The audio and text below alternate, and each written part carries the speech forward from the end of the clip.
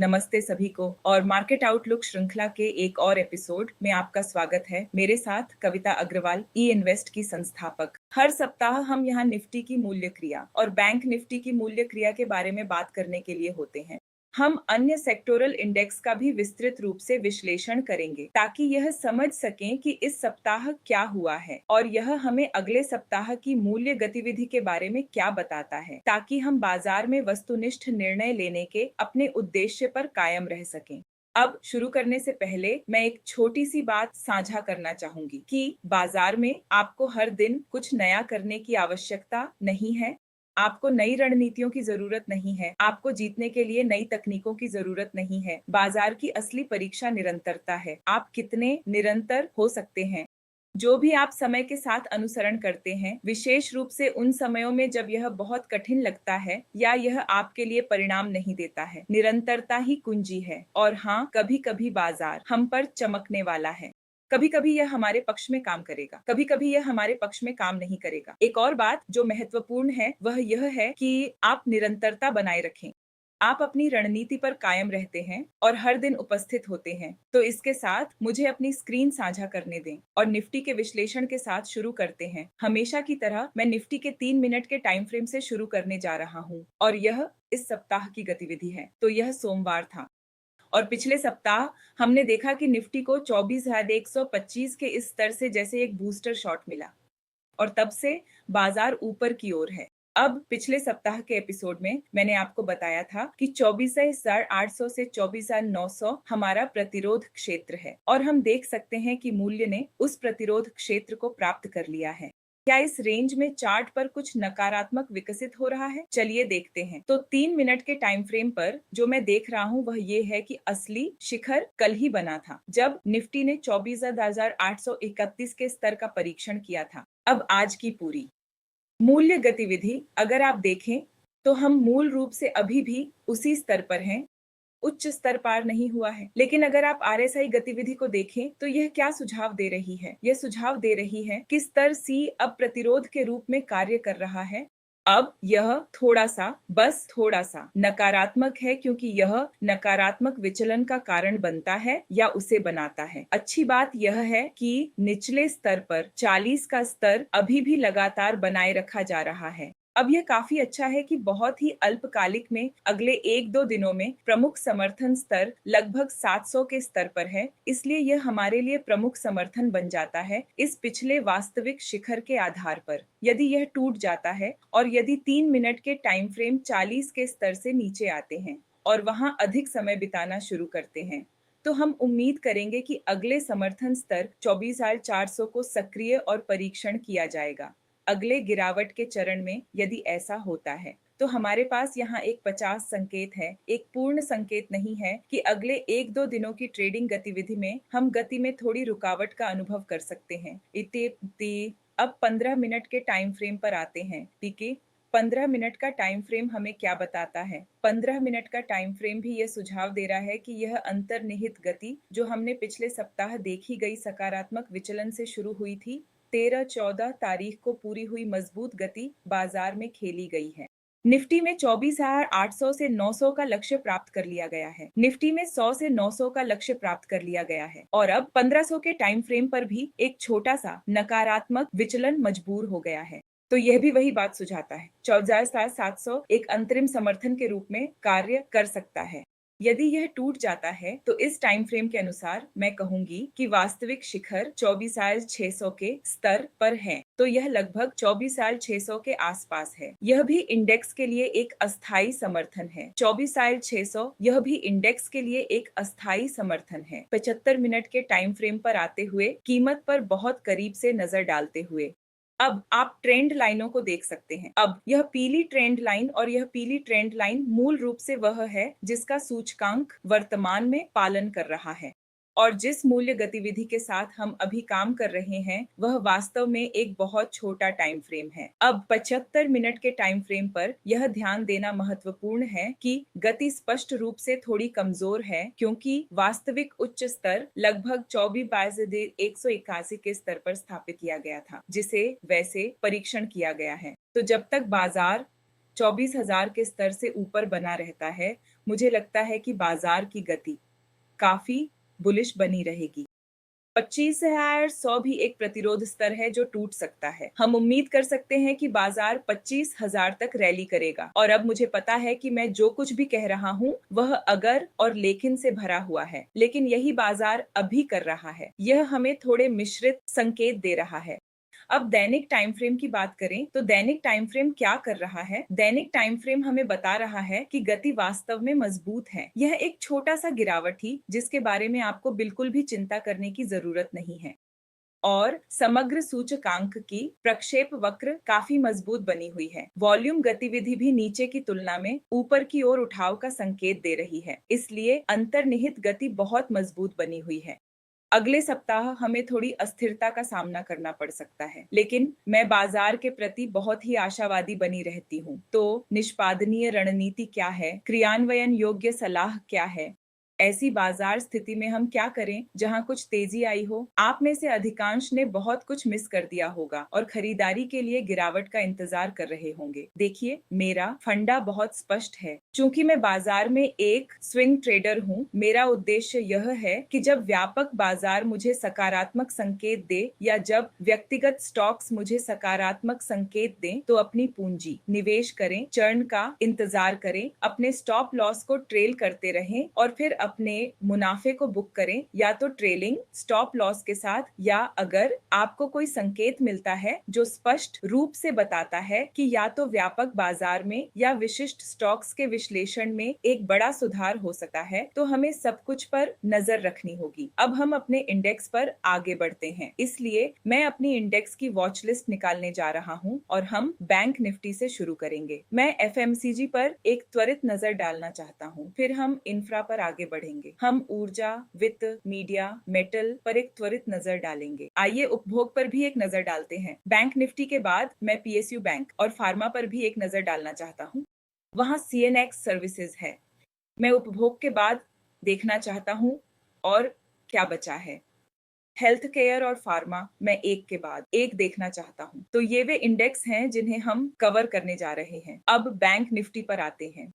जैसा कि मैंने बैंक निफ्टी पर कहा था, पहले भी मैंने पिछले सप्ताह कहा था कि मुझे उम्मीद है कि लगभग 1300 के स्तर पर प्रतिरोध आएगा और हम देख सकते हैं कि बैंक निफ्टी उस स्तर की ओर बहुत धीरे धीरे बढ़ रहा है। लेकिन कुल मिलाकर मैं यहाँ बैंक निफ्टी में बहुत मजबूत गति नहीं देख रही हूँ। तो हो सकता है कि हमें थोड़ी गिरावट का अनुभव हो, क्योंकि यदि आप इस वॉल्यूम एमएसीडी हिस्टोग्राम को देखें तो यह सुझाव दे रहा है कि इस उछाल में उच्च भागीदारी के साथ वास्तव में अच्छी तरह से समर्थन नहीं मिला है। तो बैंक निफ्टी में रैली फिर से शुरू होने से पहले हमें थोड़ी और सुधार का अनुभव हो सकता है। इसके अलावा दैनिक समय सीमा वास्तविक शिखर पहले ही हो चुका है, जो कि 48-300 है। तो मुझे उम्मीद है कि बैंक निफ्टी पर यह स्तर फिर से परीक्षण किया जाएगा इससे पहले कि एक बड़ी रैली शुरू हो। इसलिए मेरी सलाह बैंकिंग स्टॉक्स के लिए यह है कि बहुत सावधानी से कदम बढ़ाएं।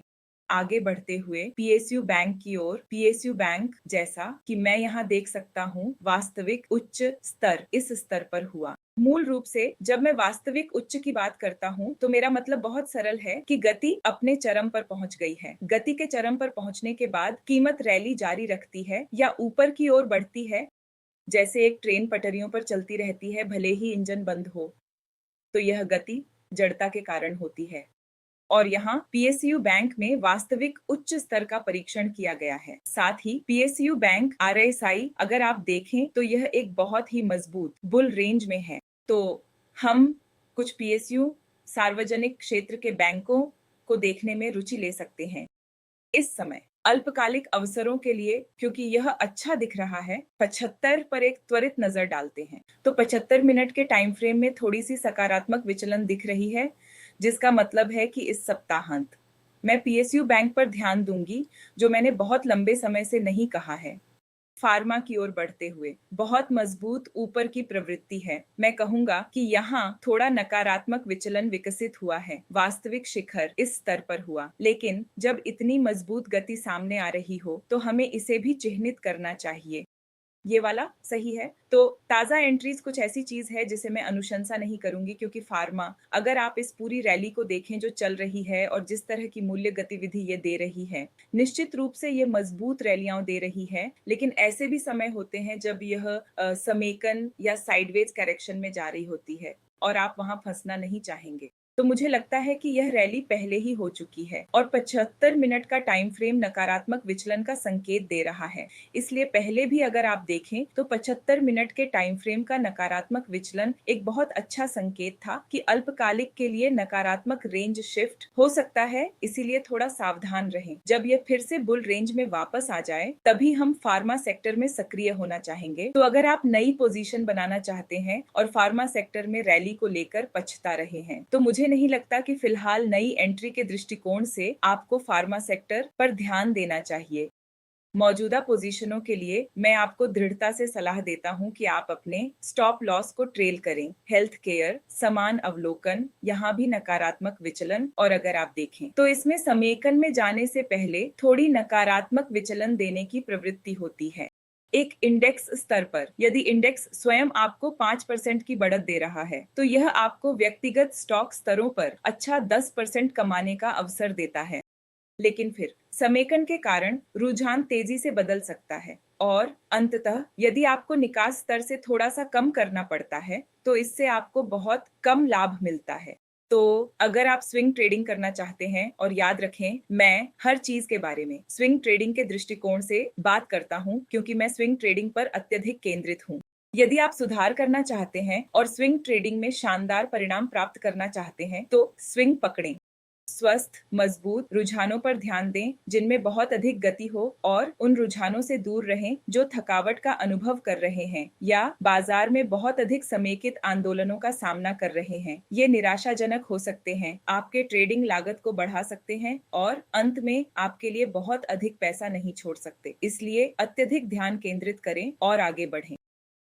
एफएमसीजी, हम एफएमसीजी में क्या देख रहे हैं? तो इन दिनों मैं एफएमसीजी स्टॉक्स के ट्रेडिंग को लेकर बहुत उत्साहित नहीं हूं, क्योंकि यहाँ फिर से आप देख सकते हैं कि 75 मिनट के टाइम फ्रेम पर एक वास्तविक शिखर बन गया है जो यहाँ कहीं आसपास है। भले ही इसे एक बार परीक्षण किया गया है और यह अभी भी ऊपर जा रहा है, मैं बहुत आश्वस्त नहीं हूँ। साथ ही मैं इस विशाल ट्रेंड लाइन प्रतिरोध को देखता हूँ जो एफएमसीजी सेक्टर के लिए कुल मिलाकर एक खतरे के रूप में सामने आ सकता है।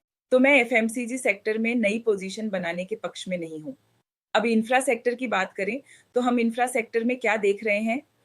बहुत मजबूत ऊपर की ओर प्रक्षेप वक्र, और इंफ्रा सेक्टर इस स्तर पर आता हुआ प्रतीत हो रहा है, लेकिन मुझे नहीं लगता कि मुझे इसे वास्तविक उच्च स्तर के रूप में चिह्नित करना चाहिए। कारण यह है कि यहाँ दैनिक टाइम फ्रेम पर एक बड़ा नकारात्मक विचलन है। बहुत स्पष्ट बुनियादी ढांचे की वास्तविक छोटी, वह थोड़ा अधिक चौड़ा आयत है। मैं इसे पीला बदलूंगा, रंग को हरा बदलूंगा और रूपरेखा को सफेद बदलूंगा, और मैं यहाँ एक और शिखर चिह्नित करना चाहता हूँ। मैं यह चिह्नित करना चाहता हूँ। मान लीजिए अगर हम अंतिम गति शिखर को भी लें, क्योंकि इसने यहाँ इतनी मजबूत वृद्धि दी है, अगर मैं इस छोटे से चीज को देख सकता हूँ तो क्या होगा अगर मैं इसे चिह्नित कर दूं?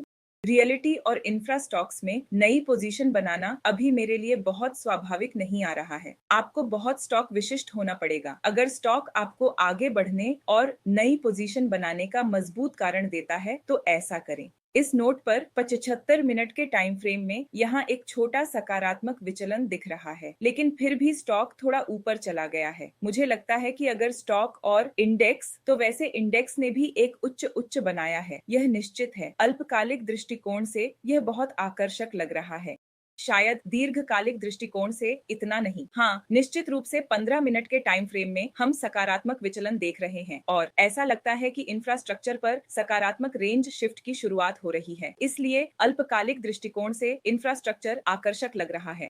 अब रियलिटी सेक्टर की बात करें तो रियलिटी सेक्टर क्या कह रहा है? आइए एक व्यापक दृष्टिकोण लें। रियलिटी सेक्टर में भी समान गतिविधि देखी गई है। जून और जुलाई में एक नकारात्मक विचलन था। यदि आप मेरा विश्लेषण देखें तो मैंने आपको रियलिटी और इंफ्रास्ट्रक्चर में नई पोजीशन बनाने के खिलाफ चेतावनी दी है।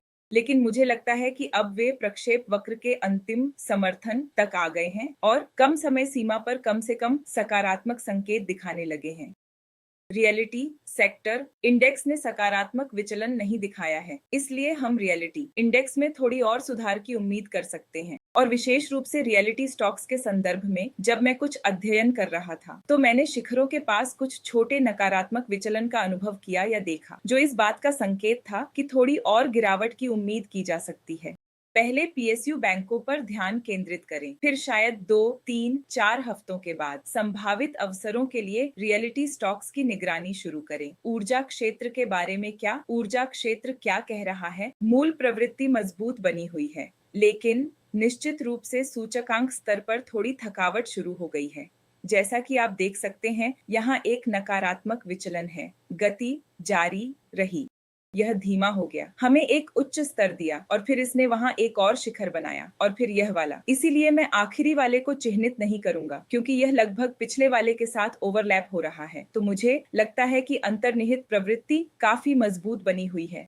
क्या होगा अगर मैं सबसे हाल की मूल्य गतिविधियों की दिशा के आधार पर ट्रेंड लाइनों को फिर से खींचूं? तो ऐसा लगता है कि यह प्रतिरोध के साथ थोड़ा चल रहा है। चाहे यह प्रतिरोध टूटेगा या नहीं, देखें कि एक त्वरित पहले ही हो चुका है, इसलिए दुर्भाग्यवश यह दायरे से बाहर है। मैं यहाँ कुछ सुधार की उम्मीद करूंगा। इसलिए साप्ताहिक टाइम फ्रेम पर भी अगर आप देखें तो एक बड़ा नकारात्मक विचलन है। मैं उम्मीद करूंगा कि ऊर्जा क्षेत्र में थोड़ी राहत मिले, शायद 29,700 के स्तर तक नीचे आ जाए और फिर मैं 700 के स्तर के आसपास, और फिर मैं ऊर्जा शेयरों में नई प्रविष्टियों की तलाश करूंगा। वित्त, समग्र वित्त क्षेत्र भी मुझे बहुत आकर्षक नहीं लग रहा है। मैं आपको वित्तीय सेवाओं के क्षेत्र से दूर रहने की चेतावनी देता हूँ। मुझे लगता है कि इसमें थोड़ी और गिरावट हो सकती है, या इसमें नई पोजीशन बनाने से पहले इसे एक बेहतर निचला स्तर स्थापित करने का इंतजार करें। मीडिया के बारे में क्या? तो मीडिया मेरे रडार पर था क्योंकि मैंने देखा कि 7,500 टाइम फ्रेम पर एक सकारात्मक विचलन था। मैंने कुछ पैसे भी कमाए, लेकिन फिर भी ऐसा लगता है कि गति वास्तव में उस हद तक बरकरार नहीं रही जितनी मुझे उम्मीद थी। माफ कीजिए, यह आखिरी बार था जब हमने सीएनएक्स मीडिया सेक्टर में एक बड़ी या मजबूत रैली देखी थी। तब से यह काफी सुस्त रहा है, मैं कहूंगा यह काफी सुस्त रहा है। तो यहाँ दैनिक टाइम फ्रेम पर भी निश्चित रूप से एक सकारात्मक विचलन था, लेकिन ऐसा लगता है कि सकारात्मक विचलन का प्रभाव समाप्त हो गया है और इसमें और अधिक ताकत है या नहीं, इस पर अभी ज्यादा स्पष्टता नहीं है। तो मेटल सेक्टर बहुत दिलचस्प लग रहा है। क्यों? क्योंकि इसमें भारी सकारात्मक विचलन भी है। यदि आप देखें तो कई विशिष्ट मेटल स्टॉक्स ने कुछ बहुत अच्छे मूव्स दिए हैं या अच्छे मूव्स देने की तैयारी कर रहे हैं। इसलिए मेटल सेक्टर एक और सेक्टर है जिस पर मैं आपको नजर रखने की सलाह दूंगा। उपभोग क्षेत्र मजबूत अंतर्निहित गति के साथ रैली जारी रखता है, धीमी गति से चलने वाले लेकिन स्थिर चलने वाले। तो सीएनएक्स उपभोग नई पोजीशन तुरंत नहीं, इंडेक्स के नीचे आने का इंतजार करें। इंडेक्स पर आरएसआई 76 मिनट का टाइम फ्रेम 25 पीरियड आरएसआई को 40 के स्तर तक नीचे आने दें, तुरंत नहीं। नई पोजीशनों के लिए बहुत आकर्षक नहीं। स्रोत इंडेक्स फिर से बहुत आकर्षक नहीं, देख नहीं रहे। मैं मेटल एसयू को प्राथमिकता दूंगा और बड़े मूवर्स के लिए इंफ्रा और रियलिटी पर भी नजर रखूंगा। मैं पहले से ही पूरी तरह निवेशित हूं, इसलिए मैं नई पोजीशन की तलाश में नहीं हूं। ऑटो सेक्टर मुझे लगता है ने एक नई रैली शुरू की है। बजाज ऑटो जैसे स्टॉक से देख सकते हैं जो आज 5% से अधिक बढ़ गया है और मुझे लगता है कि ये रैली अभी शुरू ही हो रही है, इसलिए मेटल और ऑटो बहुत आकर्षक लग रहे हैं और हम उम्मीद कर सकते हैं कि वहां और रैली आएगी। वरुण बंसल पूछ रहे हैं कौन सी रैली निफ्टी को आगे ले जाएगी? मुझे नहीं पता वरुण, ऐसा कुछ भविष्यवाणी करना कैसे संभव है? सभी सेक्टर्स का एक अवलोकन दे रहा हूं और फिर हम देखेंगे कि कौन सा तेजी से रैली करेगा। तो वरुण भी पूछ रहे हैं निफ्टी का लक्ष्य क्या होगा? तो जैसा कि मैंने कहा, निफ्टी अभी 24,900 24,800 के प्रतिरोध के बीच चल रहा है। 24,900 24,800 अगर वह बना रहता है तो 25,300 अगला प्रतिरोध होगा।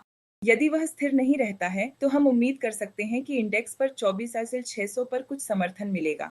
ठीक है, समर्पण थॉमस स्टॉक क्वेरी फॉर्म साझा करने के लिए कह रहे हैं, तो स्टॉक क्वेरी फॉर्म का लिंक टिप्पणी में ही साझा कर दिया गया है। चलो देखते हैं कि क्या मैं इसे सीधे YouTube लाइव सत्र से ही चला सकता हूँ। मुझे जांचने दो। हाँ, तो स्टॉक क्वेरी फॉर्म पहले ही सदस्यों के साथ साझा किया जा चुका है। हम पहले उन प्रश्नों का उत्तर देंगे जो हमारे सदस्यों द्वारा जूम पर पूछे जा रहे हैं और फिर हम फॉर्म के माध्यम से प्रस्तुत स्टॉक प्रश्न के साथ आगे बढ़ेंगे। तो फिर से वरुण, मैं आपसे अनुरोध करता हूं कि कृपया स्टॉक क्वेरी फॉर्म भरें। CNX कमोडिटीज के साथ आगे बढ़ते हैं आखिरी। और मुझे लगता है कि यहाँ एक बड़ा नकारात्मक विचलन विकसित हो रहा है, इसलिए मैं इसके बारे में बहुत उत्साहित नहीं हूँ।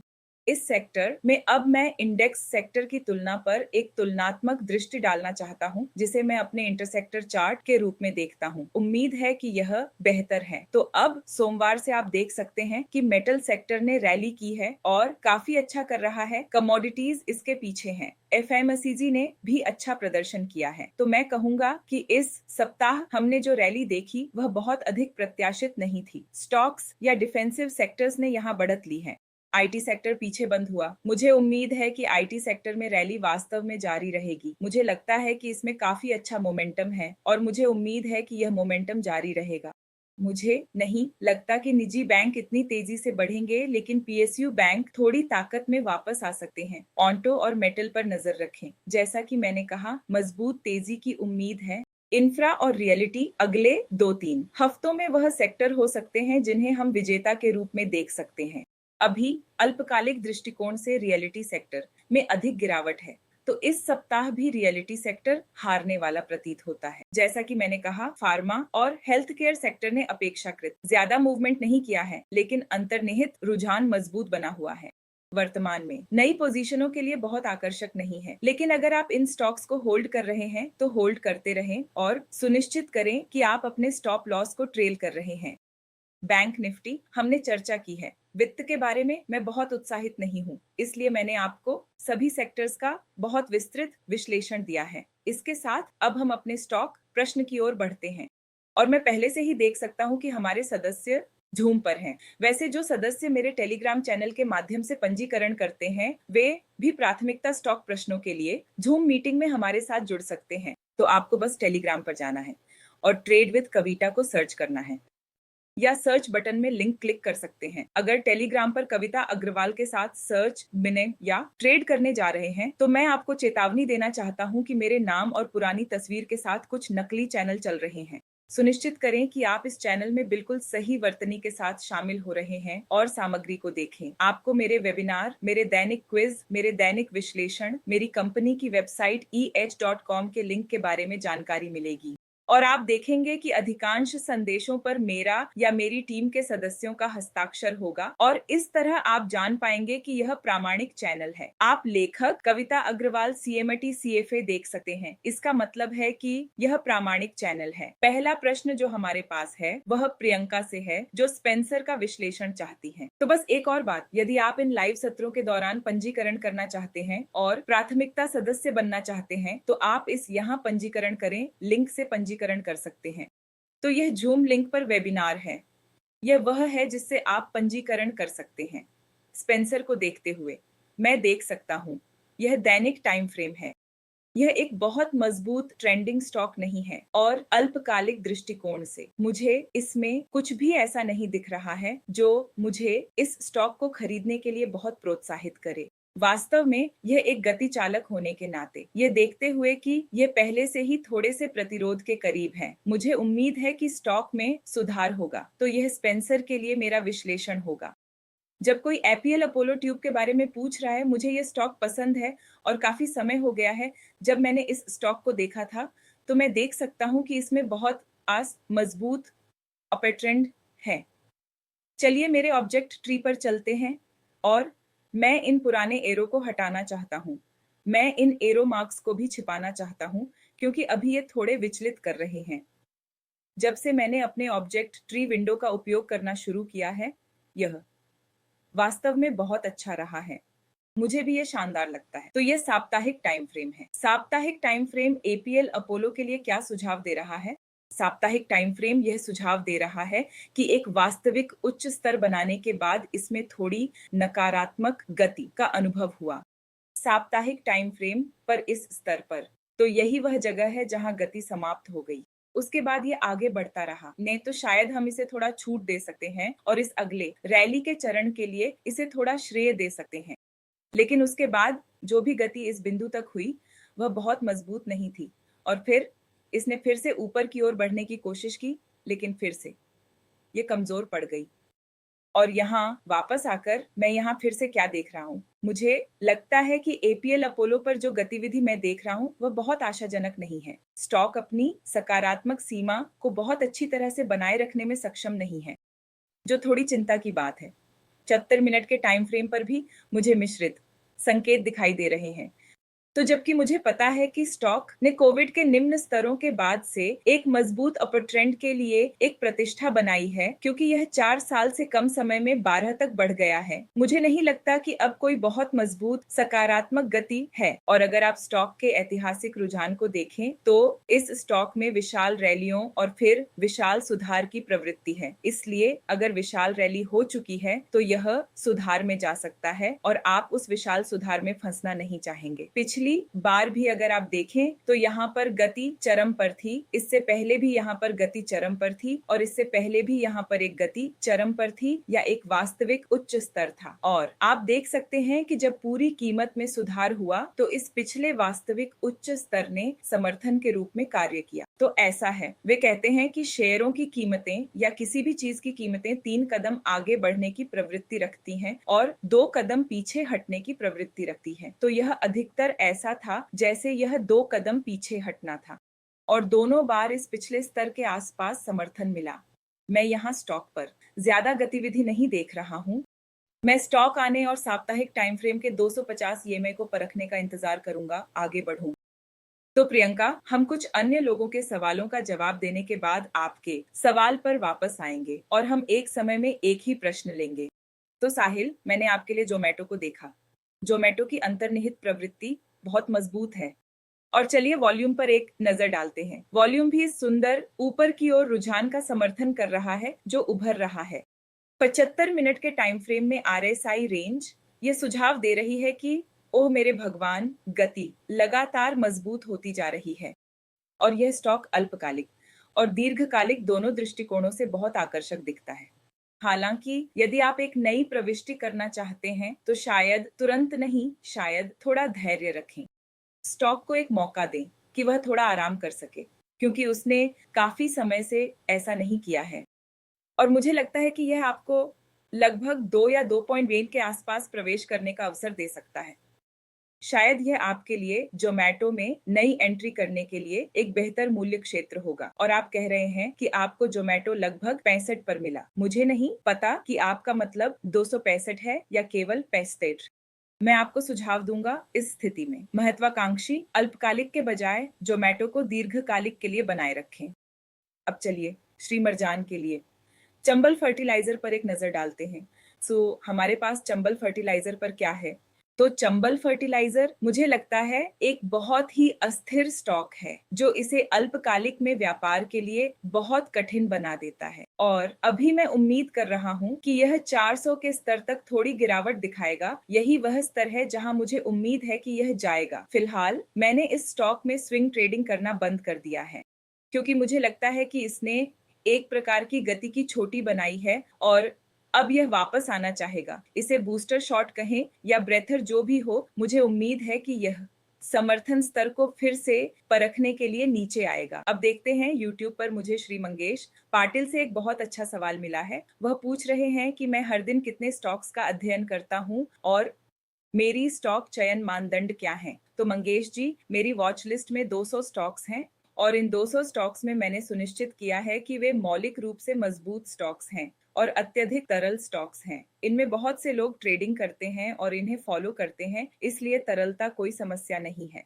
मैं बहुत छोटे कैप या माइक्रो कैप स्टॉक्स से बचता हूं क्योंकि वे मूल्य हेरफेर मुद्दे, तरलता मुद्दे आदि देने की प्रवृत्ति रखते हैं और एक स्विंग ट्रेडर के रूप में मेरे लिए ये बहुत महत्वपूर्ण है कि मैं अपने स्टॉक्स में बहुत कम लागत पर प्रवेश और निकास कर सकूं। अब ये 200 स्टॉक्स, जाहिर है मैं इन्हें हर दिन नहीं देखता क्योंकि मुझे अपने पूरे बाल पसंद हैं और मैं उन्हें बहुत जल्दी खोना नहीं चाहता। इसलिए मेरे पास इसके लिए एक प्रणाली है। मेरे ट्रेडिंग सिस्टम के लिए मेरे पास एक 5 चरणों की प्रणाली है। सबसे पहले मैं स्टॉक्स की पहचान करता हूँ। पहचान के लिए मैंने एक मोमेंटम आधारित मॉडल बनाया है जिसे रिलेटिव स्ट्रेंथ क्वांट मॉडल कहा जाता है। अब यह मोमेंटम मॉडल मूल रूप से मुझे बताता है कि कौन सा स्टॉक सबसे अधिक मोमेंटम दिखा रहा है और यह मेरे सभी 200 स्टॉक्स को रैंक करता है। तो मैं इस सूची में विशिष्ट स्टॉक्स का अध्ययन करता हूँ, जैसे कि वे स्टॉक्स जो पिछले दिन से 20 स्थान या 10 स्थान ऊपर चले गए हैं, या मैं सिर्फ उन स्टॉक्स का अध्ययन कर सकता हूँ जो रैंकिंग के मामले में ऊपर चले गए हैं। और इस अध्ययन को करने से वास्तव में मुझे गति और वॉल्यूम विश्लेषण में मदद मिलती है। उन चीजों की पहचान करें जिनमें कुछ बहुत सकारात्मक निर्माण हो सकता है। इस मॉडल के अलावा मैं एक बहुत स्पष्ट रूप से परिभाषित अलर्ट सिस्टम का भी उपयोग करता हूँ। मैं भविष्यवाणी संचय क्षेत्र में स्टॉक्स खरीदने के लिए जीटीटी ऑर्डर का उपयोग करता हूँ। इसीलिए वास्तविक उच्च स्तर उन्हें खरीदने के बजाय वे घट रहे हैं। उंगलियां क्रॉस करके बैठना और उनके ठीक होने का इंतजार करना। इसलिए जब भी आप देखेंगे कि बाजार में सुधार हो रहा है, तो सबसे पहले जो होता है वह ये है कि मेरे खाते में बहुत सारे स्टॉप लॉस ऑटो ट्रिगर हो जाते हैं। तो भले ही जिस दिन बाजार में बड़ा उतार चढ़ाव हो रहा हो, मैं सो रहा हूँ, स्वचालित रूप से मेरे मुनाफे बुक हो जाएंगे और मेरे खाते में नए स्टॉक्स खरीदे जाएंगे। इस पर निर्भर करता है कि मैंने अपने खरीद आदेश कहाँ सेट किए हैं। मुझे बस फिर से देखना और अपना स्थायी आदेश सेट करना है। मेरे पास एक बहुत ही स्पष्ट प्रणाली है और अगर आप इसमें रुचि रखते हैं तो आप मेरे उन्नत विंग ट्रेड प्रशिक्षण कार्यक्रम में शामिल हो सकते हैं, जहां मैं मूल रूप से वह सब कुछ सिखाता हूं जो मैं जानता हूं, और साथ ही मुझे उन कक्षाओं में शामिल होने वाले प्रतिभागियों से भी बहुत कुछ सीखने को मिलता है। राजेश जी को भी बहुत शुभ संध्या। ठीक है, आइए एक नजर डालते हैं। हमारे पास ईस्लू सोलर के लिए सत्विक से कुछ अनुरोध हैं। तो आप कह रहे हैं कि इसने आरएसआई पॉजिटिव डाइवर्जेंस दिया है, वॉल्यूम बहुत प्रभावशाली नहीं है। ठीक है, चलिए एसडब्ल्यू सोलर पर एक नजर डालते हैं। मुझे वास्तव में अच्छा लगता है जब मुझे तकनीकी पृष्ठभूमि के साथ स्टॉक प्रश्न मिलते हैं, क्योंकि इन लाइव सत्रों को करने का पूरा विचार सिर्फ आपको यह बताना नहीं है कि क्या करना है। मैं चाहता हूँ कि आप खुद के लिए सोचने में सक्षम हो। यह एक ज्ञान साझा करने का सत्र है। SW सोलर बहुत अच्छा स्टॉक है। इसमें तरलता की समस्याएं हैं जो इसे अल्पकालिक स्विंग ट्रेडिंग के लिए बहुत उपयुक्त नहीं बनाती हैं। लेकिन अगर आप स्टॉक को 4, 5, 6 महीने के लिए रख सकते हैं तो यह बेहतर अनुकूल है। और जो मैं देख सकता हूं वह यह है कि दैनिक समय सीमा पर स्टॉक एक सकारात्मक सीमा में है। भले ही यहाँ एक नकारात्मक विचलन था, फिर भी इसके बावजूद स्टॉक अपनी सकारात्मक सीमा बनाए रखता है, अर्थात आरएसआई अभी भी 40 के स्तर से ऊपर है, जो अच्छा है। अब 75 मिनट के टाइम फ्रेम पर आते हुए मुझे कोई सकारात्मक विचलन नहीं दिख रहा है। अब सत्विक, आपने ये नहीं बताया कि आप किस समय सीमा में सकारात्मक विचलन देख रहे हैं, लेकिन ईमानदारी से कहूं तो मुझे कोई सकारात्मक विचलन नहीं दिख रहा है। अगर आप इसके बारे में बात कर रहे हैं तो खैर, मैं इसे सकारात्मक विचलन नहीं मानूंगा, क्योंकि मुझे लगता है कि यह एक दूसरे के बहुत करीब है, इसलिए यह बहुत अच्छा नहीं है। मैं जो देख सकता हूँ वह यह है कि स्टॉक ने एक उच्च उच्च और एक उच्च निम्न स्थापित किया है। ऐसा लगता है कि यह ऊपर की ओर जा रहा है। अब जब तक यह 100 ईएमए के ऊपर टिक सकता है, जो यहाँ यह हरी रेखा है, मुझे लगता है कि यह चर्चा जारी रहेगी। यह अच्छा लग रहा है, सकारात्मक विचलन के कारण नहीं, बल्कि ऐसा लगता है कि 75 मिनट के टाइम फ्रेम पर यह अब सकारात्मक रेंज शिफ्ट के लिए जा सकता है ना? क्योंकि जब तक यह आरएसआई के 40 स्तर से ऊपर बना रह सकता है और 100 ईएम नहीं टूटता, मुझे लगता है कि हम ठीक हैं। अब अगर हम एक आकर्षक ट्रेड सेटअप देख रहे हैं तो स्टॉप लॉस क्या होगा, 622, और लक्ष्य क्या हो सकता है? मैं कम से कम उम्मीद करूंगा कि स्टॉक हाल के उच्चतम स्तर को पढ़े, इसलिए इस विश्लेषण के आधार पर लक्ष्य लगभग 800 होगा। तो अब मैं अपना स्टॉक अनुरोध फॉर्म निकालता हूँ। मैं वर्तमान में ईटी लाइव पर कुछ टिप्पणियां देख रहा हूँ। अंकुर पूछ रहे हैं, अंकुर किशन मलिक पूछ रहे हैं, सोमवार के लिए मिड कैप्स के बारे में क्या विचार है, विशेष रूप से किसी बहुत ही विशिष्ट दिन पर मार्केट कैप क्या और कैसे करेगा? यह एक बहुत ही विशेष प्रश्न है। मैं एक तकनीकी विश्लेषक के रूप में आपके लिए इसका उत्तर देने का तरीका नहीं जानता। मैं स्टॉक प्रश्न देख सकता हूँ। हालांकि मैंने स्टॉक क्वेरी फॉर्म साझा किया है, मुझे नहीं पता कि सदस्य स्टॉक क्वेरी फॉर्म क्यों नहीं भर रहे हैं। तो मैं ईटी सदस्यों से अनुरोध करूंगा कि वे स्टॉक क्वेरी फॉर्म भरें और मैं आपको यह भी समझाऊंगा कि स्टॉक क्वेरी फॉर्म क्यों साझा किया जा रहा है और क्यों टिप्पणियों से सीधे प्रश्नों का समाधान नहीं किया जा रहा है। क्योंकि अगर आप सेबी विनियमन को देखें तो यह पंजीकृत अनुसंधान विश्लेषकों को उन सभी शेयरों की सूची बनाए रखने की आवश्यकता होती है जिनके बारे में उन्होंने किसी सार्वजनिक मंच पर बात की है, और यह एक सार्वजनिक मंच है। तो आपको स्टॉक अनुरोध फॉर्म भरना होगा ताकि मैं एक रिकॉर्ड रख सकूं और सेबी के साथ अनुपालन में रह सकूं। मुझे यकीन है कि आप नहीं चाहेंगे कि कोई ऐसा व्यक्ति जो सेबी के अनुपालन में नहीं है आपका विश्लेषण करे, इसलिए कृपया स्टॉक अनुरोध फॉर्म भरें। तो मैं देख सकता हूं कि हमारे साथ कुछ सबसे तेज उंगली पहले के सदस्य हैं। स्टॉक अनुरोध फॉर्म पर जाने से पहले चलिए जसविंदर से एलटीआईएम के बारे में सुनते हैं। तो जसविंदर, हम एक क्वेरी सदस्य को देख रहे हैं, तो मैं आपके लिए एलटीआईएम को देखूंगा अब, और फिर मैं कुछ स्टॉक प्रश्नों को देखूंगा और हम आपके अगले प्रश्न पर वापस आएंगे। यहाँ मैं देख सकता हूँ कि नकारात्मक विचलन बना था और फिर स्टॉक ने सुधार किया, जो अच्छा है। असली शिखर नंबर 1, असली शिखर नंबर 2, और फिर ये पूरी चीज थोड़ी गति चाल थी, जड़ता चाल थी, लेकिन ये ठीक है। हम यहाँ क्या देख रहे हैं, तो ये एक उच्च स्तर था। अब इसने पहले ही समर्थन लिया है और भी वापस ऊपर जाना शुरू कर दिया है। लेकिन क्या यह नई स्थिति लेने का अच्छा समय है? तो एलटीआईएम ने एक बड़े दैनिक टाइम फ्रेम सकारात्मक विचलन दिया, और माफ कीजिए मेरा चार्ट यहाँ थोड़ा गड़बड़ है, लेकिन इसके बारे में चिंता मत करो, आप इसे नजरअंदाज कर सकते हैं। मैं थोड़े से प्रयोग कर रहा था। मुझे नहीं लगता कि यह वेव सी यहाँ आने वाली है। ऐसा लगता है कि वेव सी पहले ही यहाँ ऊपर की दिशा में समाप्त हो चुकी है। सही है। तो यह एक बहुत ही नई रैली की शुरुआत हो सकती है। दीर्घकालिक दृष्टिकोण से मुझे लगता है कि यह स्टॉक ऊपर की ओर रैली कर सकता है, और दीर्घकालिक दृष्टिकोण से 7500 के स्तर के आसपास पुनः परीक्षण करें। अल्पकाल में क्या यह स्टॉक आकर्षक दिखता है? मुझे ऐसा नहीं लगता। मुझे लगता है कि मैं स्टॉक को एक बार फिर से ट्रेंड लाइन का पुनः परीक्षण करने के लिए इंतजार करना चाहूंगा, किसी भी प्रकार की नई एंट्री करने से पहले। क्योंकि अगर आप स्टॉक के पिछले ट्रैजेक्टरी को देखें तो यह बड़े स्विंग मूवमेंट्स, बड़ी लहरदार मूवमेंट्स देता है, और यहाँ ये पहले ही एक सुधारात्मक लहर के बाद थोड़ा सा दे चुका है, इसलिए मैं कुछ पुल बैक की उम्मीद करूंगा। और मुझे 5000 के स्तर से नीचे की कोई भी कीमत स्टॉक को संभावित रूप से खरीदने के लिए बहुत आकर्षक लगेगी। तो मैं क्या करूंगा कि मैं 5000 के स्तर पर एक अलर्ट सेट करूंगा, मैं एक संदेश सेट करूंगा, मूल्यांकन करूंगा और इसे वहीं छोड़ दूंगा। अभी मैं कोई नई प्रविष्टि नहीं करना चाहता, क्योंकि मुझे लगता है कि इस पर रैली थोड़ी पीछे है। तो सत्विक पूछ रहे हैं कि स्प्लिट्स के बाद स्टॉक चार्ट्स को कैसे देखा जाए। सीडीएसएल ने एक बड़ा स्प्लिट दिया है। 1-2 दिनों के भीतर आप देखेंगे, आप चार्ट्स को समायोजित करेंगे और आप इसका अध्ययन कर सकते हैं। ठीक है। तो अब स्टॉक क्वेरी फॉर्म पर चलते हैं। मैं देख सकता हूं कि नितिन ने पीएसबी के विश्लेषण के लिए पूछा है। सितंबर से बैंकों के बेहतर दिन की उम्मीद में एक पोजीशन बनाई है। पीएसबी के लिए मेरा लक्ष्य क्या होना चाहिए? कभी भी आशा के आधार पर ट्रेडिंग निर्णय न लें। सही है। इसे हमेशा वस्तुनिष्ठ विश्लेषण के आधार पर बनाएं।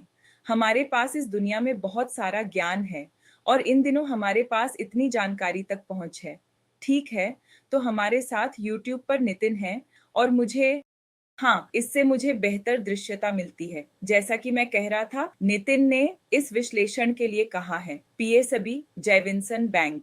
मैं इस बैंक का एक बहुत बड़ा प्रशंसक नहीं हूँ। मुझे लगता है कि यह मेरे स्वाद के लिए थोड़ा अधिक अस्थिर है। एक बहुत ही अस्थिर स्टॉक का मतलब है कि यह तेजी से ऊपर जाएगा, लेकिन यह तेजी से नीचे भी आएगा। और बाजार में यदि आप पर्याप्त समय बिताते हैं तो आप महसूस करेंगे कि जीवित रहना, यदि आप जीवित रहते हैं तो आप सफल होंगे। लेकिन अगर आप बाजार के विपरीत जाने पर खुद को असफलता के लिए तैयार करते हैं तो यह बहुत अच्छी रणनीति नहीं है। यह आपको बहुत लंबे समय तक बनाए नहीं रखेगा। अंतर्निहित गति बहुत मजबूत है, लेकिन स्टॉक वर्तमान में समेकन में है। इसने पिछले उच्च स्तर को छू लिया है और यह अपने स्वयं के समेकन क्षेत्र के भीतर भी है। यह 100 ईएमआई के बहुत करीब है, जो ऐतिहासिक रूप से यदि आप इस हरी रेखा को देखें तो 100 ईएमआई एक अच्छा समर्थन स्तर रहा है। ठीक है, मैं इसे मानता हूँ। इस चरण में यह भयानक नहीं दिखता।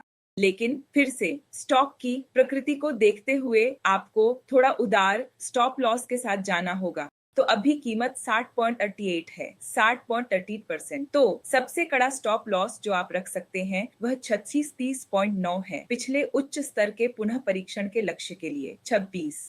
अब यदि यह प्रक्षेप वक्र के भीतर उछलता है और अगले प्रतिरोध ट्रेंड लाइन की ओर जाता है तो लक्ष्य की आकर्षणता काफी बढ़ जाती है, क्योंकि तब अगला उदार लक्ष्य होता है। तो आपके लिए रूढ़िवादी लक्ष्य लगभग 77 है, अगला लक्ष्य लगभग 100-103 है। जो भी स्थिति हो, मुझे लगता है कि अभी जोखिम इनाम अनुपात काफी आकर्षक है, इसलिए आपको इसे बनाए रखना चाहिए। अगला राज 6 से 12 महीने के लिए स्टॉक पर लक्ष्य पूछ रहे हैं। CUBC union. तो चलिए सिटी यूनियन बैंक देखते हैं। तो स्पष्ट रूप से काफी समय हो गया है, इसलिए मैं अपनी ड्राइंग्स को हटाने जा रहा हूँ। सिटी यूनियन बैंक एक रेंज में फंसा हुआ है, लेकिन इस सीमा के भीतर यह लगभग 119 पर बहुत मजबूत समर्थन लेता हुआ प्रतीत हो रहा है और साथ ही प्रतिरोध भी ले रहा है। तो मैं सुझाव दूंगा कि दीर्घकालिक दृष्टिकोण से मैं यह देखना चाहूंगा कि स्टॉक 200 के स्तर से ऊपर मजबूत वॉल्यूम के साथ बना रहे, इससे पहले कि मैं कोई पोजीशन बनाऊं। अभी यह कहना बहुत मुश्किल है कि हम अगले 6 महीनों में क्या करने वाले हैं, जब तक कि यह उस क्षेत्र से बाहर नहीं निकलता। हालांकि दैनिक टाइम फ्रेम यहाँ एक नकारात्मक विचलन दिखा रहा है, जो मुझे बहुत सहज नहीं बनाता। तो ऐसा लगता है कि यह पहले से ही 200 के स्तर के आसपास एक प्रतिरोध लेने के लिए तैयार है। पिछली बार भी अगर आप देखें तो स्टॉक ने प्रतिरोध क्षेत्र के पास पहुंचते ही नकारात्मक विचलन देना शुरू कर दिया था। तो मैं अभी जो दिख रहा है उससे बहुत सहज नहीं हूं। तो मेरी सलाह ये होगी कि फिलहाल इसे टाल दें। अगला हमारे साथ अमित हैं, जो मार्केट लाइट स्ट्रीम पर हमारे साथ हैं। और अमित का शिपयार्ड के बारे में एक सवाल है। चलिए आपके लिए शिपयार्ड पर एक नजर डालते हैं। देखिए, अंतर्निहित प्रवृत्ति बहुत अच्छी है और मुझे जो पसंद है वह यह है कि इसका एक बहुत ही पूर्वानुमानित पैटर्न है जो बड़े पैमाने पर रैलियां देता है। 75 मिनट के टाइम फ्रेम पर चिह्नित वास्तविक उच्च स्तर का पुनः परीक्षण करने के लिए वापस आता है, जो फिलहाल लगभग 2000 के स्तर पर है। और यदि आप 75 मिनट के टाइम फ्रेम को देखें तो ये पहले से ही एक छोटा सा सकारात्मक विचलन दिखाना शुरू कर चुका है। इसलिए मैं शिपयार्ड्स के बारे में सकारात्मक महसूस कर रहा हूँ और उम्मीद है कि आने वाले दिनों में यह स्टॉक बेहतर प्रदर्शन करेगा, क्योंकि अंतिम उच्च कैंडल तक जो इसने बनाई है, गति बहुत मजबूत बनी रही, वॉल्यूम भागीदारी बहुत मजबूत बनी रही, जिसे साधारण भाषा में कहा जा सकता है। इस चर्चा में भागीदारी, रुझान, गति, सब कुछ बहुत अच्छा है और यह भविष्य में ऊपर की ओर बढ़ने के लिए तैयार है। सभी इन अवलोकनों के आधार पर कोचीन शिपयार्ड मुझे काफी मजबूत लग रहा है। ठीक है, चलिए देखते हैं। अगला प्रश्न हम प्रतिभा से लेंगे, जो इंस्टाग्राम से KTL के विश्लेषण के लिए पूछ रही हैं। ये केवल BSI का स्टॉक है, NISI पर सूचीबद्ध नहीं है। तो फिर से जैसा कि मैंने कहा, ये एक बहुत ही अल्प तरल स्टॉक है और इसके परिणाम स्वरूप मैं शायद इसके साथ पूरा न्याय नहीं कर पाऊंगा। ने अंतर्निहित RSI गति बुल रेंज में बनी रहती है और 75 भी एक छोटा सकारात्मक विचलन दिखा रहा है। तो मुझे लगता है कि आप इसे देखना चाहेंगे। यही कारण है कि मुझे इस तरह के स्टॉक्स पसंद नहीं है। यहाँ जो स्टॉप लॉस मैं आपको दे सकता हूँ वह लगभग 5% है। यह 23-25% होना चाहिए, ऊपर की ओर 20% है। तो कुल मिलाकर जोखिम इनाम अनुपात बिल्कुल भी आकर्षक नहीं है। उन स्टॉक्स को 250 EMI का परीक्षण करने से कोई नहीं रोक रहा है, इसलिए आपको इसे ध्यान में रखना होगा। मुझे नहीं लगता कि यह बिल्कुल भी आकर्षक है। अल्पकालिक दृष्टिकोण से मुझे नहीं लगता कि आपको इस तरह के स्टॉक्स की ओर आकर्षित होना चाहिए, क्योंकि दैनिक टाइम फ्रेम पर यह एक बड़ी नकारात्मक विचलन दिखा रहा है। इसलिए यह 100 EMI से नीचे टूट सकता है और अगले EMI समर्थन के लिए जा सकता है, यहाँ तक कि 500 EMI समर्थन, जो कि ग्रे लाइन है। इसलिए मैं सुझाव दूंगा कि व्यक्तिगत रूप से मैं इस स्टॉक की ओर बहुत अधिक झुकाव नहीं रखूंगा। चलिए उज्जीवन पर एक नजर डालते हैं। क्या यह अगले सप्ताह बढ़ेगा? मुझे नहीं पता, लेकिन दैनिक टाइम फ्रेम पर यह सकारात्मक विचलन बना रहा है। लेकिन एक दैनिक टाइम फ्रेम में सकारात्मक विचलन आपको अगले दिन, अगले सप्ताह के बारे में कुछ नहीं बताएगा। यह इस बारे में बात करता है कि अगले तिमाही में क्या हो सकता है। जैसा कि मैंने कहा, वित्तीय सेवाएं या उज्जीवन जैसे ये स्टॉक्स तुरंत बहुत आकर्षक नहीं लगते। आपको उनके बॉटम्स को थोड़ा बेहतर बनने का इंतजार करना होगा, बेहतर संकेत देना होगा और फिर शायद ये पूछने की ओर बढ़ना होगा कि मुझे क्या करना चाहिए।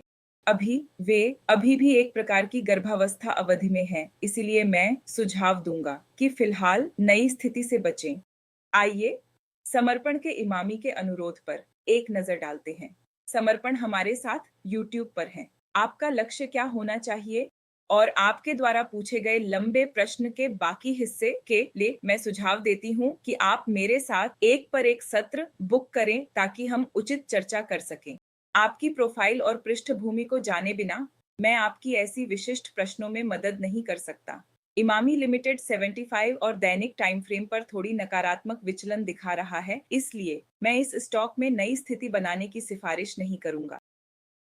हमारे सदस्य की ओर से झूम पर एक अनुरोध आया है। साहिल महाजन पीवीआर आइनॉक्स का विश्लेषण मांग रहे हैं, तो चलिए पीवीआर आइनॉक्स पर एक नजर डालते हैं। मैं देख सकता हूं कि ईटी लाइव स्ट्रीम पर सदस्य पूछ रहे हैं कि एसबीआई बैंक का लक्ष्य क्या होना चाहिए। देखिए, आपको स्टॉक अनुरोध फॉर्म भरने के लिए कहने के अलावा वैसे भी अब बहुत देर हो चुकी है, क्योंकि हम सत्र के समापन के करीब हैं, तो जाहिर है कि मैं आपसे कालानुक्रमिक तरीके से नहीं मिल पाऊंगा। लेकिन एक बात जो मैं वास्तव में आपके ध्यान में लाना चाहता हूँ या आपको सोचने के लिए छोड़ना चाहता हूँ, वह यह है कि जब आप बाजार में ट्रेडिंग करते हैं तो आपको यह समझना होगा कि यह भागीदारी का एक बहुत ही उच्च जोखिम वाला रूप है और बाजार में सब कुछ गतिशील है। हर चीज एक चलती हुई हिस्सा है। जो स्थिर है वह आपकी रणनीति, आपका दृष्टिकोण, आपका अनुशासन बाजार में। अब ऐसे परिदृश्य में यदि आप किसी ऐसे व्यक्ति की सलाह पर ट्रेडिंग निर्णय ले रहे हैं जिससे आप जुड़े नहीं हैं, तो आप अपने पैसे दान कर सकते हैं, क्योंकि आपको यह समझना होगा कि मैं यहाँ जो कर रहा हूँ वह शैक्षिक उद्देश्यों के लिए है। यह वास्तव में शिक्षा के उद्देश्य के लिए है, क्योंकि यदि आप मेरी मदद सही तरीके से चाहते हैं तो मैं सुझाव दूंगा कि आप मुझसे जुड़ें, ताकि कल अगर मेरा दृष्टिकोण बदलता है तो मैं कम से कम आपको बता सकूं। या अगर आप देखते हैं मेरी दृष्टि अमान्य हो गई है तो आप वापस आ सकते हैं और मुझसे पूछ सकते हैं, आपने एक स्टॉप लॉस और वह ट्रिगर हो गया, इची अब मुझे क्या करना चाहिए? क्योंकि एक स्टॉक को खरीदने और बेचने के बाद आपकी यात्रा वहीं समाप्त नहीं होती। आपको लगातार सुधार करते रहना होता है। आप मुझसे या उस विश्लेषक से जुड़े नहीं हैं, तो आप बाजार में जुआ खेल रहे हैं। यदि आप इन सत्रों को इस दृष्टिकोण से देखते हैं कि चलो कुछ नया सीखें ताकि मेरी प्रक्रिया में सुधार हो सके, तो यह बहुत अच्छा है। लेकिन अगर आप यहाँ यह सोचकर आ रहे हैं कि इन प्लेटफॉर्मों पर मुझे मुफ्त सलाह मिल सकती है और इसलिए मुझे किसी पेशेवर के साथ जुड़ने की आवश्यकता नहीं है, तो बाजार में अपने लक्ष्यों के लिए आपको शुभकामनाएं। बाजार बहुत उदार नहीं होने वाला है, तो वैसे भी यह सिर्फ मेरी राय है। विशेष रूप से पीवीआर आइनॉक्स के बारे में मेरा मानना है कि दैनिक टाइम फ्रेम पर एक सकारात्मक विचलन है और इस सकारात्मक विचलन का संभावित लक्ष्य लगभग 1800 के आसपास है। स्टॉक भी ऊपर की ओर बढ़ रहा है, लेकिन इसे 500 ईएमआई से काफी प्रतिरोध का सामना करना पड़ रहा है और दैनिक टाइम फ्रेम में गति में थोड़ी कमी दिखाई दे रही है। लेकिन पीवीआर इनॉक्स एक ऐसा स्टॉक है जो अल्पकालिक ट्रेडिंग के लिए बहुत उपयुक्त नहीं है, क्योंकि इसकी थोड़ी मिश्रित व्यक्तित्व है। यह कभी कभी एक मोमेंटम मूवर की तरह चलना पसंद करता है, कभी कभी यह एक सुपर ट्रेंडर बन जाता है। निश्चित रूप से इसके लिए बहुत धैर्य की आवश्यकता होती है। इसलिए यदि आप स्टॉक को दीर्घकालिक दृष्टिकोण से पकड़ रहे हैं, और दीर्घकालिक से मेरा मतलब है लगभग 6 महीने से 1 वर्ष तक, तो मैं आपको सुझाव दूंगा कि आप स्टॉप लॉस को 1345 पर बनाए रखें और लक्ष्य, जैसा कि मैंने कहा, 1840 पर रखें। रोकें। इस विशेष स्टॉक में सक्रिय ट्रेडिंग करने की कोशिश न करें, क्योंकि यह उस प्रकार की भागीदारी के लिए बहुत उपयुक्त नहीं है। तो इसके साथ ही मैं आज की मार्केट आउटलुक श्रृंखला को समाप्त करूंगी। शामिल होने और मुझे अपना समय और ध्यान देने के लिए बहुत बहुत धन्यवाद। यदि आपको साझा की गई सामग्री पसंद आई, यदि आपको मेरा तकनीकी विश्लेषण का ज्ञान और अनुभव पसंद आया, तो कृपया जाने से पहले एक थम्स अप देना न भूलें। एक अच्छा टिप्पणी छोड़ें। यह जानकर मेरा दिन बन जाता है कि मैंने इसके लिए जो 1 या 2 घंटे निकाले हैं, वे वास्तव में किसी के जीवन में अंतर ला रहे हैं। और यदि आप इस सामग्री को हिंदी में देखना चाहते हैं, तो मैं आपको दृढ़ता से सलाह दूंगी कि आप मेरे YouTube चैनल को सब्सक्राइब करें, जहां इस वीडियो का अनुवादित संस्करण कुछ दिनों में अपलोड किया जाएगा। यदि अंग्रेजी आपकी मजबूत भाषा नहीं है, तो आप निश्चित रूप से इस पूरे वीडियो को 1 या 2 दिनों के बाद हिंदी में भी देख सकते हैं। तो इसके साथ शामिल होने के लिए बहुत बहुत धन्यवाद। मैं आपको फिर से लेट्स गेट टेक्निकल श्रृंखला में मिलूंगा, जो बुधवार को शाम 5 बजे होगी।